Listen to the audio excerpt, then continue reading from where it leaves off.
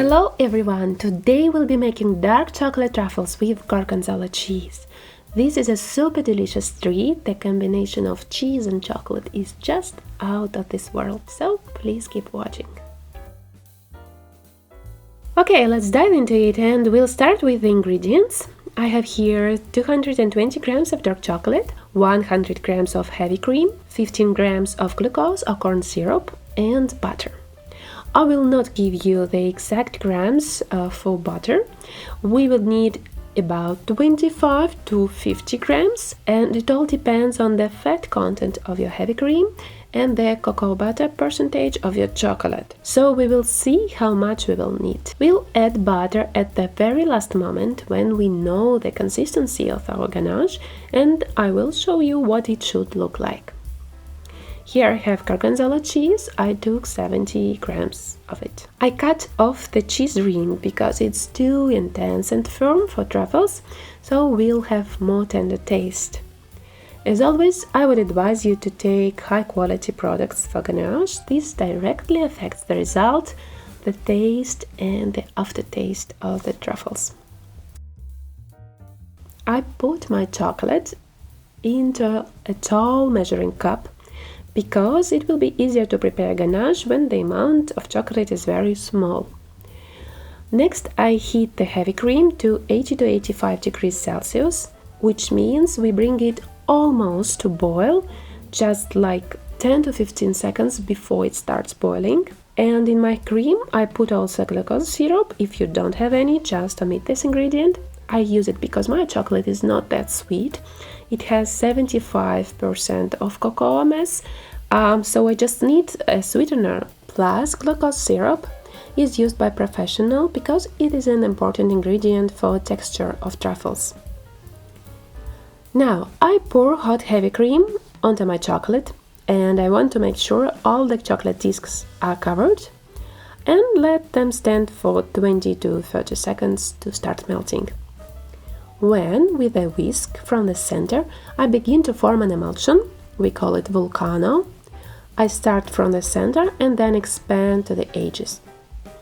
So we must make our emulsion, and it must be mixed until all the chocolate is dissolved and the emulsion becomes homogeneous. If ganache starts to split in this process, you can warm it up a little bit in a microwave and well blend with a blender afterwards. Or you can add some more liquid and then blend it with blender again. After whisk, I take my blender to make smooth emulsion, and now I will gradually add some soft butter and I will be observing my emulsion. So I'll start with a small amount and I just watch how the emulsion behaves. It should be absolutely homogeneous, beautiful and glossy at the end. So I added 25 grams of butter, and you can see how the quality of the emulsion is changing. When it is homogeneous and glossy, ganache is ready. It's quite dense and thick, as you can see, but also it's a bit oily. That's because I used a specific Mexican chocolate, so it's quite normal for this chocolate. Now we evaluate the quality of ganache visually, but when it is set in the fridge in some time, we will also see the texture and if it's right for making truffles.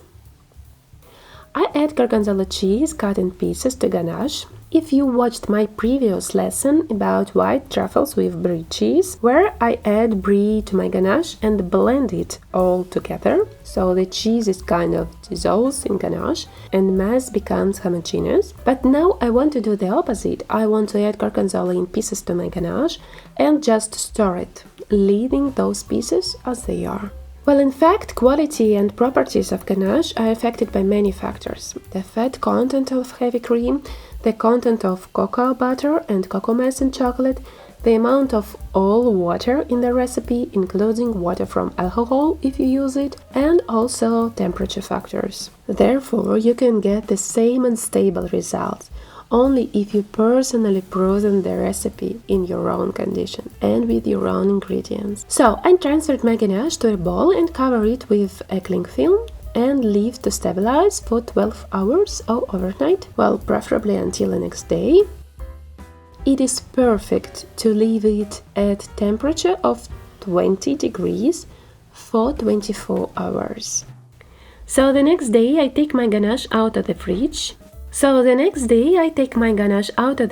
Take a small teaspoon, prepare a baking sheet with a parchment paper, put on gloves and begin to roll truffles, taking small portions with a spoon. If you want all the truffles to be of the same weight, you can measure each portion on the kitchen scales.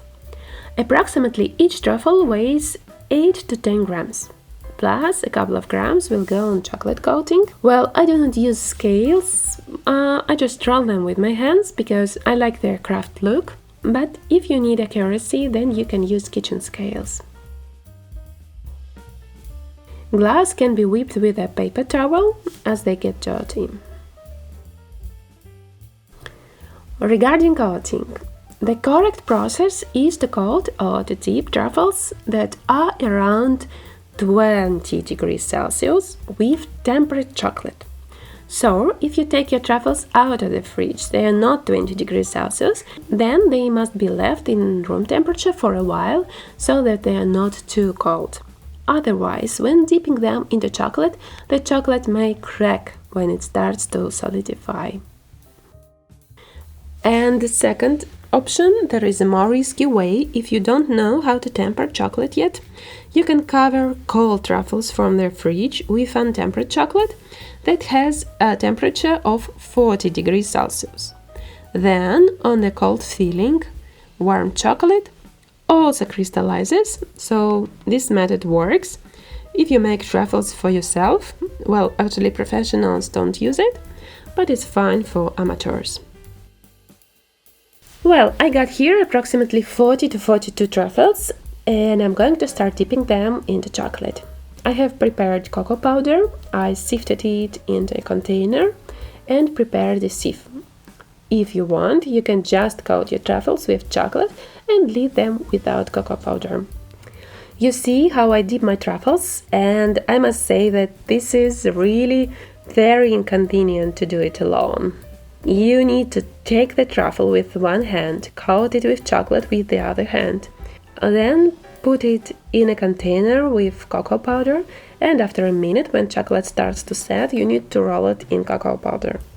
Then you need to transfer the truffle to the sieve from the container, because the placeware will also run out very soon. Chocolate also needs to be constantly stirred. Therefore, it is really better and easier to do it with somebody else who can help you. Okay, so when the chocolate on truffles starts to set and you already roll them in cocoa powder, put them in a sieve and shake it. This will remove excess cocoa powder and give them that real truffles look. I transfer my ready truffles to an airtight container lined with a parchment paper. And such truffles should be stored in the fridge up to 1 week. And now let's have a look how the card looks like. A thin chocolate body, dense ganache and pieces of gorgonzola. Delicious. I highly recommend you to try them. Thanks for watching guys, and I'll see you in the next video. Bye bye.